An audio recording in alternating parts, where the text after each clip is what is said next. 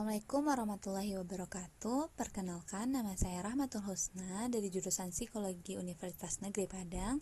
Di sini saya akan menjelaskan terkait tugas akhir saya, yaitu tugas isu-isu kontemporer dalam psikologi sosial. Nah, judulnya pengaruh bullying terhadap self-esteem pada remaja. Sebelum saya menjelaskan terkait self-esteem, apa itu bullying, dan apa hubungan keduanya, saya akan menjelaskan terlebih dahulu kenapa remaja menjadi subjek penelitian ini. Pertama, remaja merupakan anak yang sedang mengalami perkembangan ke arah yang lebih besar. Di usia remaja biasanya anak-anak rentan terhadap perkembangan perilaku yang berkaitan dengan kesehatan fisik dan mental. Perkembangan remaja ditandai dengan perubahan pada diri, adanya tahap refleksi yang mengidentifikasi diri. Pada tahap remaja, seseorang akan merasa sering frustasi, merasa ragu, ketakutan, dan khawatir akan konsep diri mereka dan tekanan lingkungan sekitar. Pada perkembangan ini biasanya remaja menerima penolakan dari teman sebaya. Nah, salah satu bentuk penolakan ini disebut dengan bullying. Selanjutnya, materi berkaitan dengan bullying. Nah, bullying diambil dari bahasa Inggris, yaitu bully yang artinya menindas yang lebih lemah. Sedangkan istilah yaitu bentuk perilaku negatif yang dilakukan seseorang secara berulang kali dengan menyalahkan kekuatan yang dimilikinya untuk menyakiti orang lain itu. Sedangkan menurut Smokowski dan Kopas pada tahun 2005, bullying merupakan bentuk perilaku agresi yang ditunjukkan seseorang dengan maksud menyakiti orang lain yang lebih lemah daripada dirinya. Ini biasanya dilakukan secara berulang kali pada orang yang sama. Jadi kesimpulan saya, bullying adalah bentuk perilaku agresi yang ditunjukkan seseorang dalam jangka waktu yang berulang pada suatu target yang tujuannya untuk merugikan orang lain, baik bentuk fisik maupun psikologis orang itu.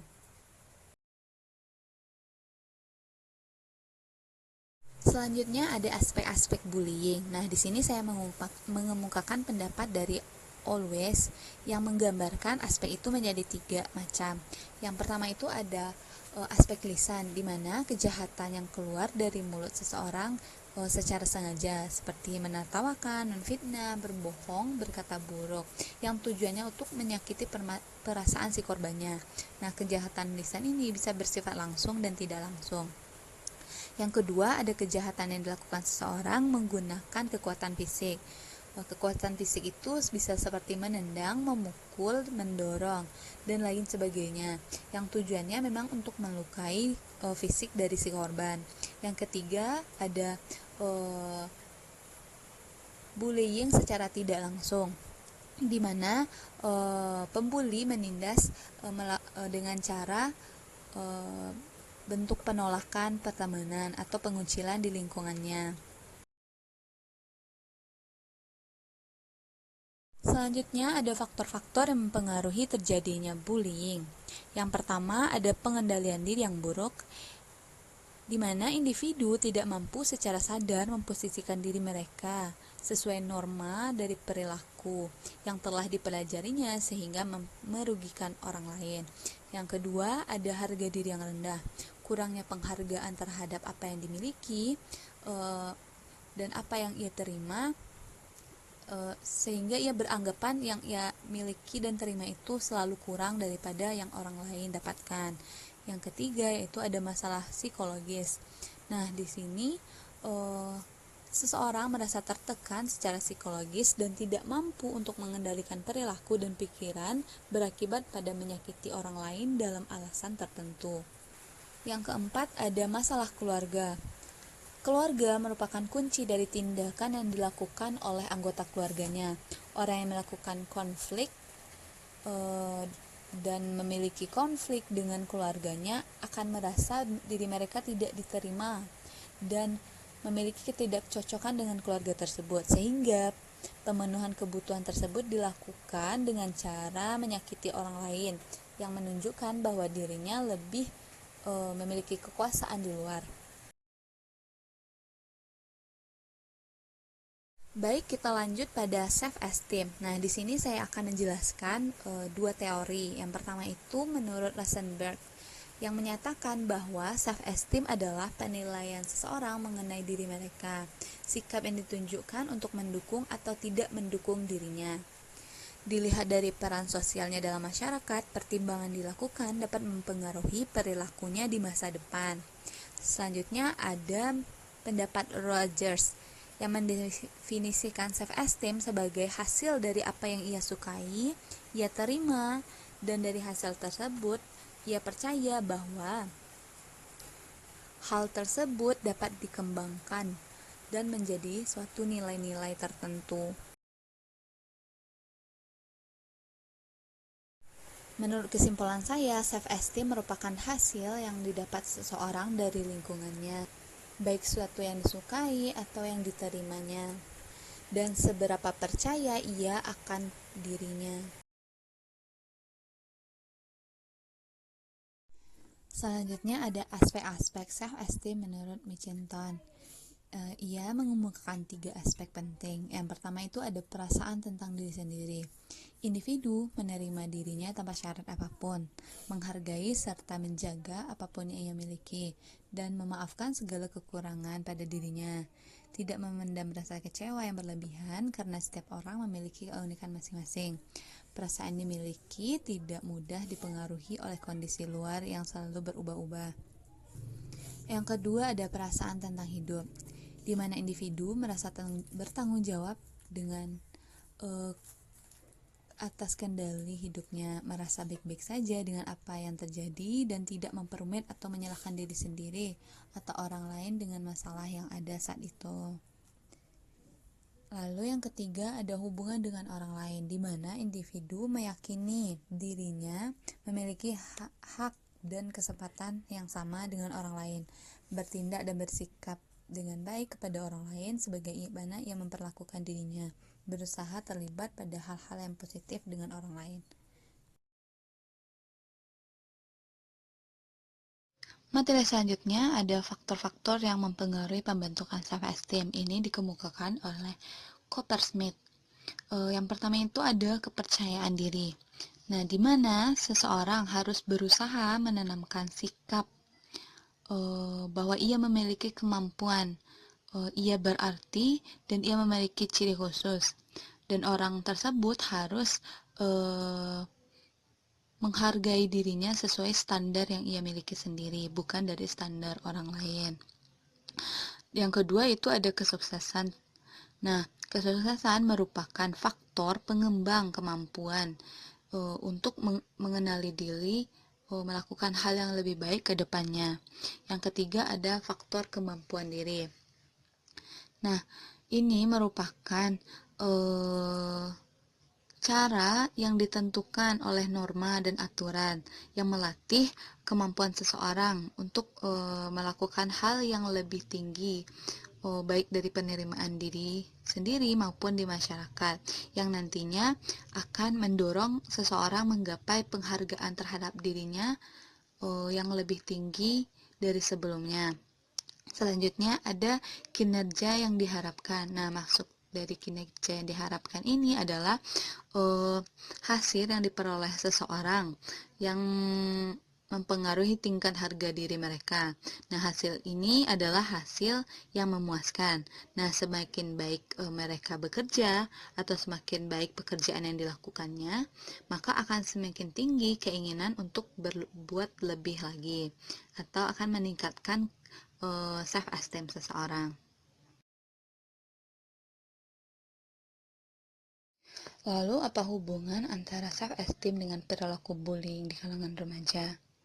Nah, jawabannya ialah siswa yang memiliki self-esteem yang rendah biasanya akan cenderung dibully karena mereka menunjukkan sikap yang kurang percaya diri, tidak mau bergaul dengan sesama teman, tidak stabil dan sangat sensitif yang menyebabkan mereka menjadi incaran para pembuli. Nah, biasanya bullying ini dilakukan secara terus-menerus dan dilakukan pada siswa-siswa remaja, khususnya lagi pada siswa remaja yang masih menginjak sekolah menengah pertama, yang motifnya kadang hanya untuk bersenang-senang. Karena pada tahapan perkembangan remaja, sikap yang ditunjukkan biasanya lebih labil dari anak-anak, yang menyebabkan mereka susah untuk menimbang perbuatan ini baik atau tidak, yang pada saat remaja juga hanya mengutamakan kesenangan belaka tanpa mementingkan hal-hal yang lain. Selanjutnya masuk pada metodologi penelitian. Yang pertama itu ada desain penelitian. Desain penelitian adalah cara dari peneliti untuk mengumpulkan data yang kemudian diolah dan dianalisis. Berdasarkan judul, yaitu hubungan atau pengaruh dari bullying terhadap self-esteem remaja, yang menggunakan metode kualitatif, yang tujuannya memberi gambaran pada fenomena tersebut secara objektif.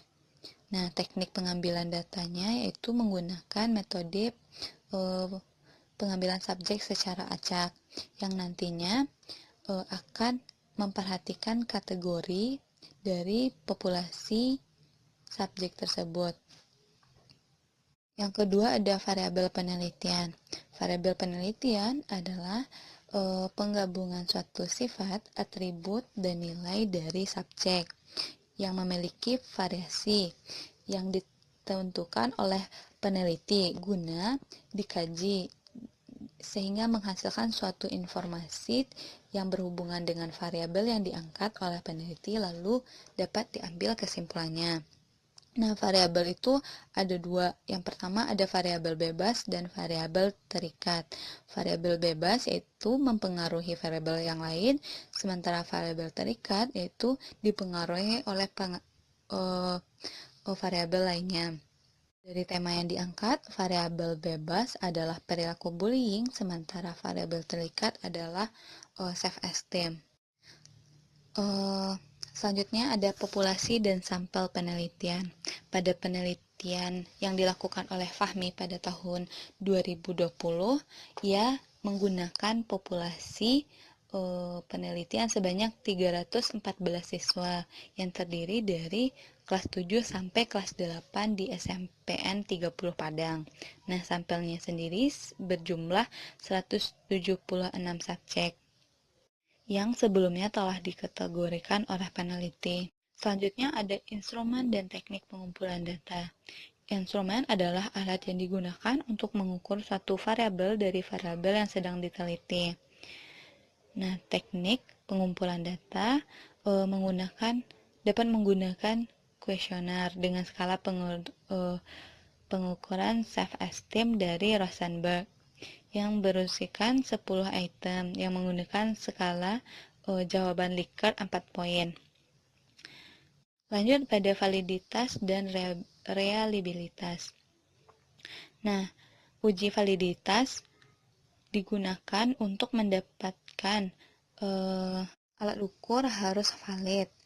Alat ukur yang valid ketika instrumen penelitian tersebut dapat menjalankan fungsi untuk mengukur variabel yang diukur dengan benar. Yang kedua itu ada uji reliabilitas. Nah, saat peneliti melakukan penelitian menggunakan instrumen sama secara beberapa kali kepada subjek dan memperoleh hasil yang selalu sama, maka hasil tersebut disebut uji reliabilitas. Nah, teknik pengambilan data. Teknik analisis data adalah menganalisis data yang telah terkumpul. Data yang dianalisis kemudian dikelompokkan menjadi sampel penelitian. Pada penelitian yang dilakukan Fahmi, menunjukkan bahwa perilaku bullying pada angka 0,00 dengan korelasi persen min 0,463, sehingga dapat disimpulkan tidak terdapat hubungan antara self-esteem dengan perilaku bullying di remaja SMP Negeri 30 Padang. Sekian materi yang saya jelaskan. Maaf jika ada kesalahan dan kekurangan. Saya sudahi dengan Assalamualaikum warahmatullahi wabarakatuh.